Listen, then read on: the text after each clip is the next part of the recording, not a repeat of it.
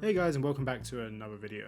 Today we are going to be discussing our number 2 on our top 5 gaming franchises. Do you want to jump into number 2, Nate? What your number 2 game is? Sure. My number 2, and I feel like my number 1 and my number 2 could swap, but they both would still be solidly up there. At the moment, my number 2 is the Yakuza franchise. It's not something I got into immediately. Like, I didn't play the original ones back on PS2. I watched a cousin play it. I didn't understand it at the time, but I was also like 10, so I don't think I ever would have understood it. But it was literally the release of Yakuza 0 where I played it. I bought that, I think, a couple of months after it came out, and I fell in love. Like, it's a great franchise. It's got good story. It's real Japanese. Like, it's half of it is visual novel. You know, where they do that, like, oh, it's voiced in a cutscene, and then all of a sudden the next one is like, and it's real fun, and it's got its serious moments, and then you do like a mini game or a side quest, and it doesn't take itself seriously at all. Yeah. Like, that's why there's Yakuza memes, because there are some things in that game where they just don't care. They'll do the most ridiculous thing, and it's hilarious, and it works. It just works. Like, my favorite, and I tell people this all the time, in Yakuza 0 specifically, you can take the main characters, Kiryu Kazuma and Goro Majima, into essentially a phone sex booth, right? A chat line.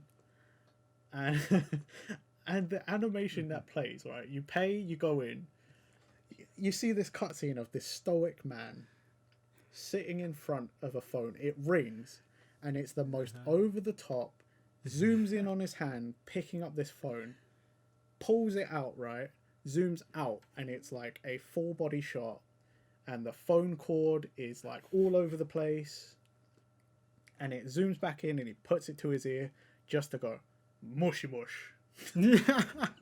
It's amazing. It's shit like that. And then, I mean, like, there's things like in Yakuza 2, you fight a bloody tiger. As you do. Yeah. You fight a tiger, and that something like that persists across the entire franchise. Yeah. Like, they bring it up in Judgment, the side game, like the spin-off game. They bring it up in 7 or Like a Dragon. Like, it's just great. And it's, as much as I didn't like it at first, that Like a Dragon wasn't going to focus on Kiryu, after finishing 6, I feel like it doesn't need to keep following Kiryu anymore. Like, I completely understand why they did that. And also, I recently learned from a Kotaku article, apparently there was a spin-off game way back when on the PSP, in Japan only, that didn't focus on Kiryu. Oh, right, okay. So, like, they did this way back when. Well, like, what was the difference between it? Like, who was the main character in it?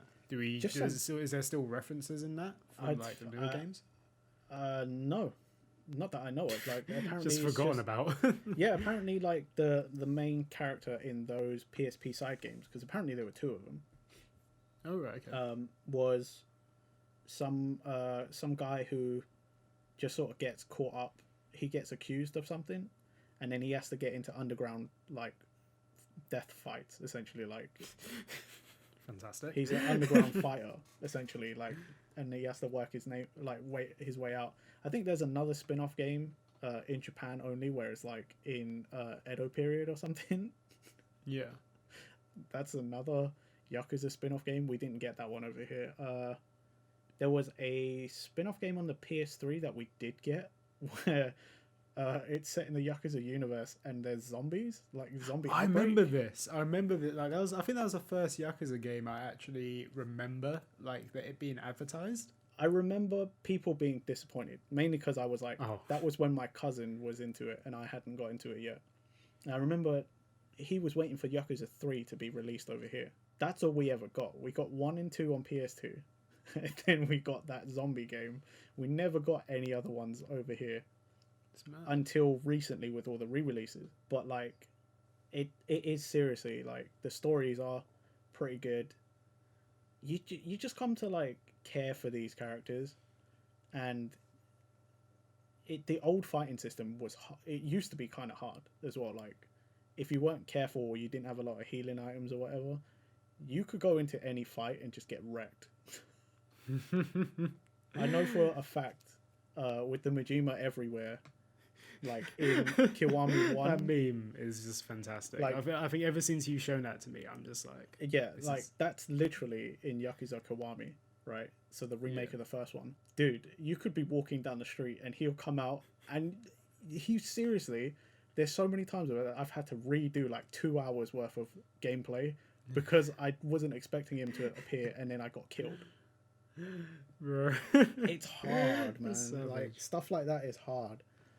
And is it one of those things where like it's the meme and it's funny as the meme, but when you're actually in that situation, you're like, really? Yeah, pretty much. You coming at me now, bro? Yeah, pretty much. That one is that one sucks because it is sometimes it just happens and you're like, oh, I was in the middle of doing something. Like I was on a roll. I did a bunch of side quests. I was sorting stuff out, clearing the map, and then Majima turns up and destroys me. I'm like, you fucking asshole! Like he'll turn up in a bloody idol outfit, and you're just like, what the fuck? Is that legit? Is he actually turned up in an idol outfit? Yeah, that is. He wears it. He wears that outfit in one of the karaoke songs in Zero.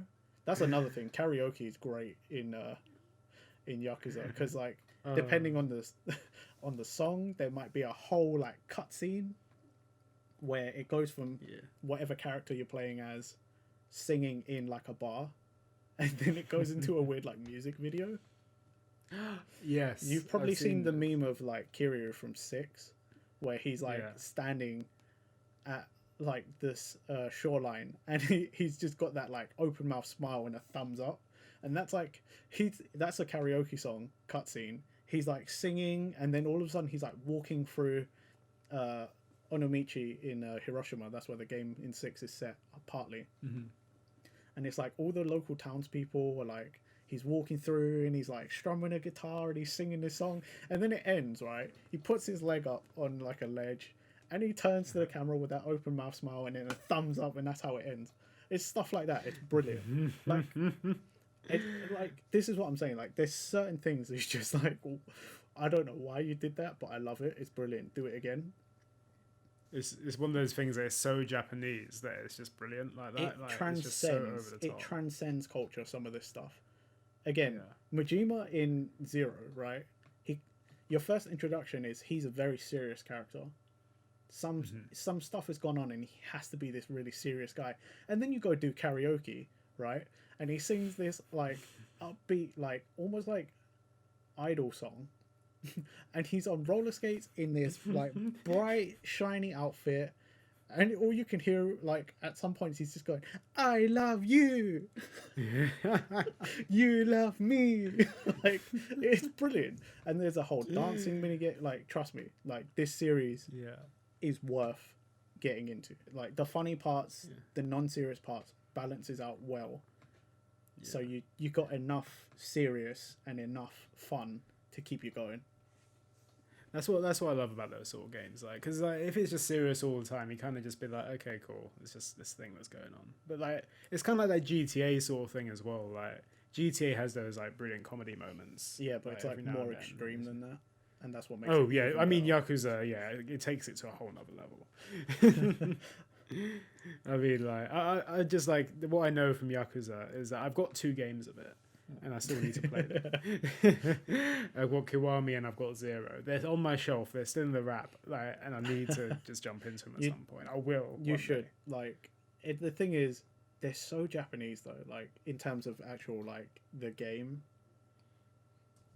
it can be kind of hard sometimes to look over those things because you're like, I just want to be able to play the game, but it's like, oh, there's long ass cutscenes, and now it's like. Slight visual novel parts, and it's like every game forces you to do some of the side stuff at least once really early on, and that's just to get you to know that they're there. Because Yeah. I feel like if the game didn't force you to, most of the time you wouldn't even bother. That's But- right. Is that like a side questy sort of thing, or is that actually main story with? No, those, like- they're all side quests, but like a lot of the times in a Yakuza game, it benefits you to do certain like mini games. Yeah. So like some of these mini games, you end up like unlocking a good item that you could use later, like equipment or something, you know, like, or you can unlock a contact that then you can use in another mini game, and like that person would be better than just any random person they could generate. For example, in Zero, there's a real estate mini game. One of the best managers. It's like right? every child's worst nightmare. Oh, yeah. Imagine getting that on like the PS1. Real estate the game. So the best manager for Kiryu in that mini game, or at least one of the best managers, you need to keep playing the bowling mini game and do the bowling side quest. It ends with you having to get a turkey, so 3 strikes in a row, so you can unlock a chicken. And the chicken is one of the best managers. Gee, I'm not even kidding. A chicken is one of the best managers. That gag does come back in 7 as well. yeah. Or like for Majima, the best way to make money, at least from what I remember, was to do the hostess minigame. Yeah. But with the hostess minigame, basically you play through and you beat the other clubs, and you get like their best girl, and that's how you get better, and you end up making more money. It's so interesting. The amount of like variation of Trust this, me, like, it's things like that, but that's what makes this series.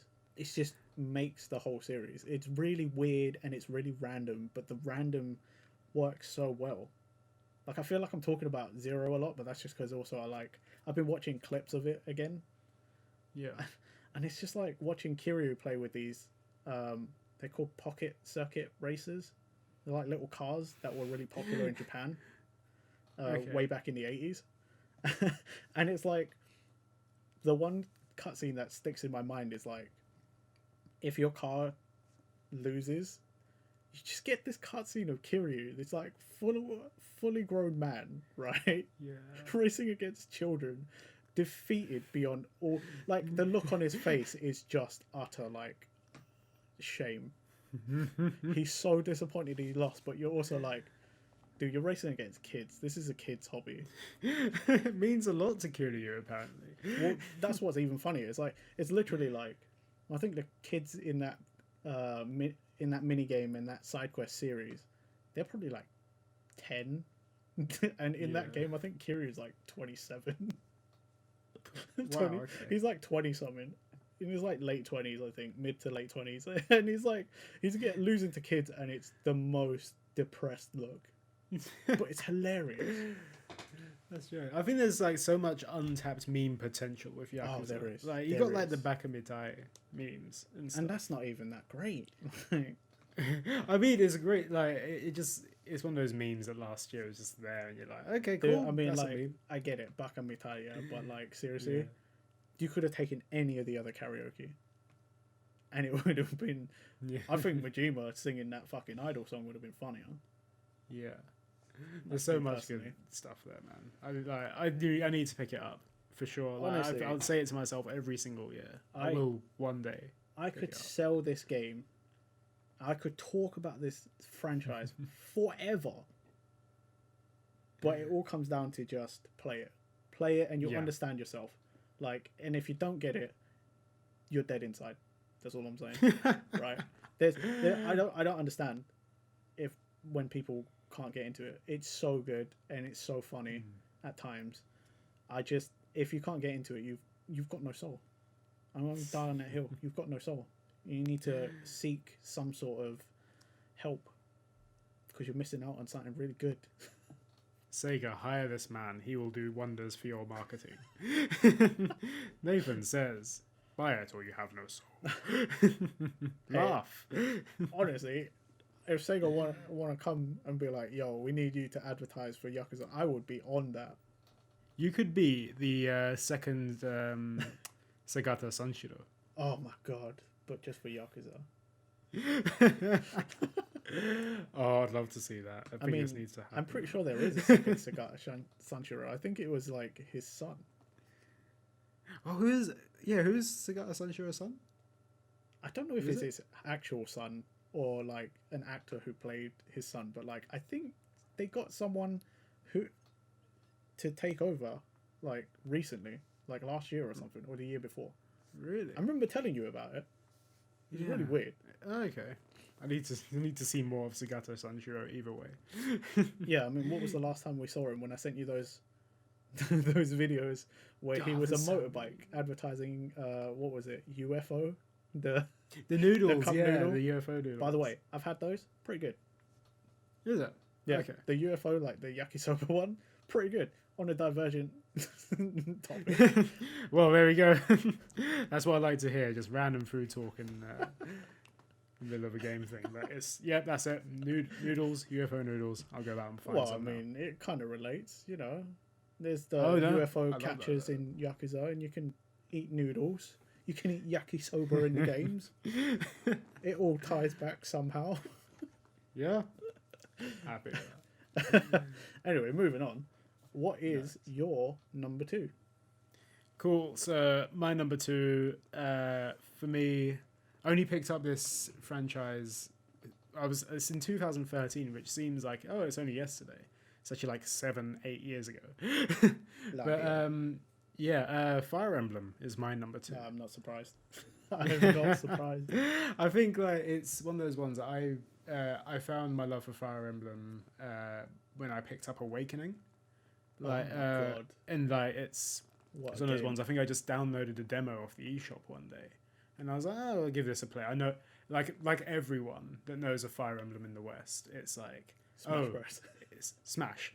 Like you play Smash, you know Marth and Roy, you know Ike, and then I was like, okay, cool, I'll give this a shot. I've seen these characters in my favorite fighting game, so I'll spoiler alert. And then I was like, okay, cool, I'll give this a shot, and I absolutely loved it. The demo was so good, like, and then like playing it in like 3D mode on the 3DS, like the first few stages, I was like, I'm going out to the shops right now to buy this game. Like, this is so I remember you was obsessed with that game. Oh my god. Exactly, like hands down. I think like when people look at Fire Emblem, like, and look back at Awakening, it is the game that saved the franchise. Oh yeah, it did. And I don't know where it came from. It feels like the game just came out of nowhere, but it just like it absolutely smashed it. And I've like, you know me, like with these Fire Emblem games, like, I've put so many hours into it, and no more have I put the hours in than Awakening. Oh my god. It's just yeah. I think You've probably played Awakening as much as I've played Three Houses. Yeah, for sure. You've put like hundreds of hours in Three Houses. I checked the other day. I've played it for approximately 200 something hours. That's it. Like, okay, look, the thing is with Three Houses is that like 200 hours, considering you've completed all the paths as well. Yep. Like, that's quite a fair. That's fair. Like, okay, cool, you've done all that. I completed Awakening in probably, I'd say, like 20 hours at the main story. And if you know Awakening, there's not that much else to do once you complete the story. You can play the DLC, you can like go to the Outrealms or whatever, but there's not much else other than that. But somehow, on maybe 2 save files, I've done 300 hours on Awakening.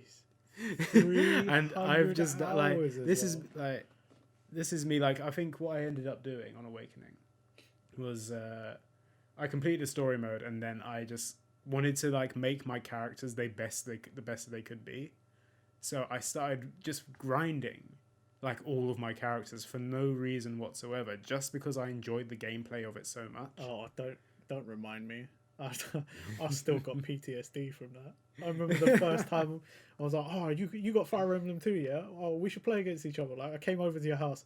I remember you beat me the one time. You're like, we can go again. I'm like, I'm not doing that. no, thank you. I was like, I've got weaker characters. You're like, nope. I remember being really proud. I was like, oh, I've got like characters at like 100, and you had characters almost at like 200. I was like, yeah. oh, pain and suffering. But like, yeah, Awakening was like phenomenal though. I absolutely love that game. And then like from there, I was just like, well, I need more Fire Emblem games now. I've played this one.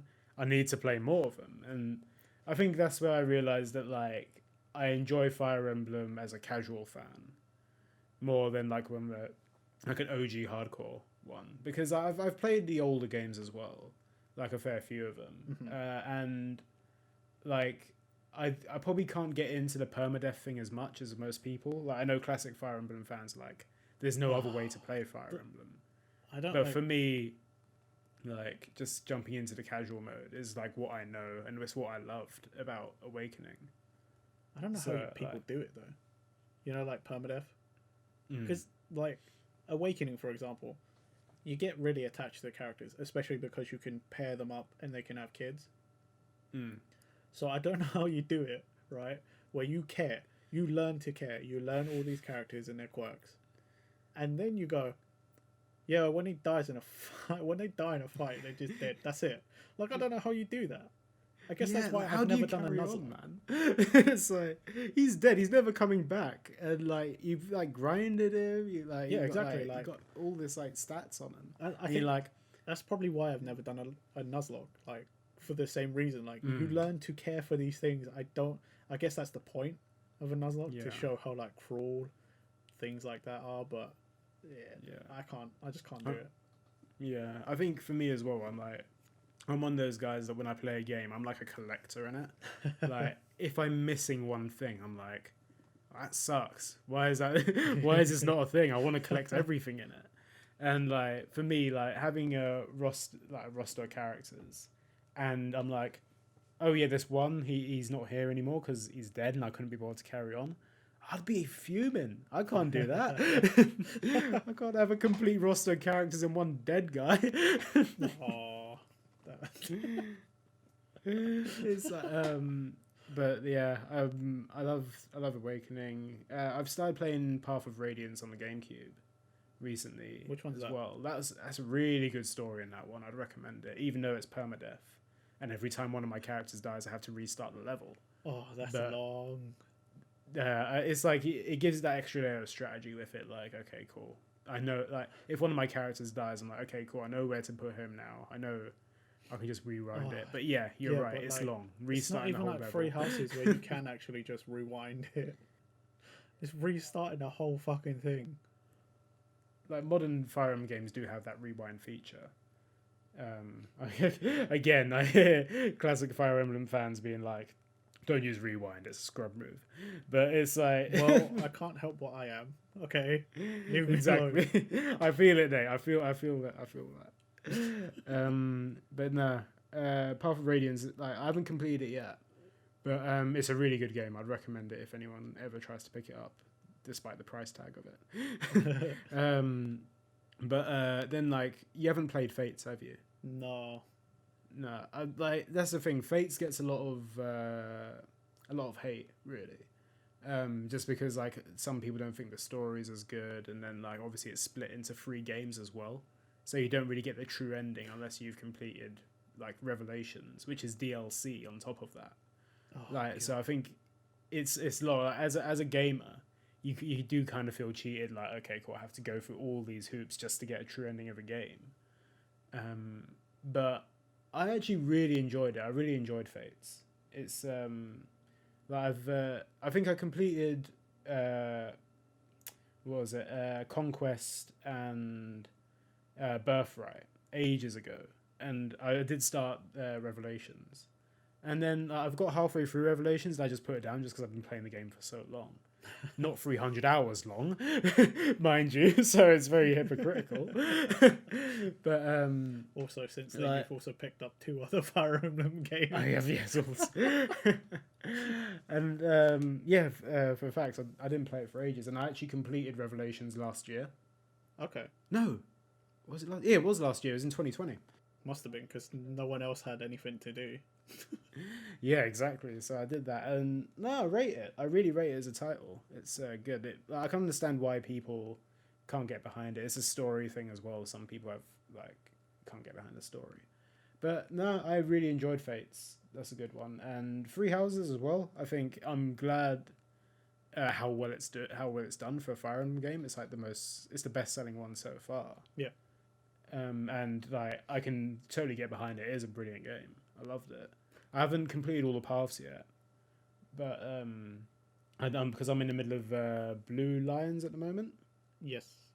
Yeah, and I've heard that I've heard it's bleak, but then again, by the looks of all these different paths, it's a bleak ending whatever you choose. So yeah, but yeah, Fire Emblem is just one of those games that I've just grown to love over the last decade, and yeah, I like my strategy RPGs anyway, and Heroes is good as well. I don't know if did you play Heroes at the start? I played it for a little bit. I just don't like those kind of mobile games that are like really involved. I get that because I think there probably is like an auto function on there. I mean, there probably is now, but I just yeah. A game like Fire Emblem is not something you should be playing with auto, though. You know, 100%. Because that's an easy way to get your characters killed. Mm. It's just an easy way to lose. Yeah, 100%. I agree with you. But yeah, Heroes is good as well. I quite enjoyed Heroes. I pick it up every now and then. I don't think I'm like addicted to it as much as I am with other freemium games. I think I just like it for the character designs, like how they translated, like, you know, the proper designs to like these little chibi things. Yes, for sure, and even the like artwork on some of the characters as well. It's absolutely fantastic. Some of the drawings there, and then you've got your typical like gacha, like you can get what was it, summertime Frederick or something, where it's literally just Frederick in a pair of swimming trunks riding a horse. I know. I still get emails from Nintendo like, "Oh, look at this," and I'm like, I don't care. I don't care. Yeah, it's one of those ones, and I think I just love the franchise in general. That's one of the ones that I mean, I would ask you, what's your favorite? But I mean, I 100% feel like Awakening, it's pretty obvious. Yeah, I can't say no to Awakening, man. It didn't seem like something that needs to be asked. It's quite clear which one.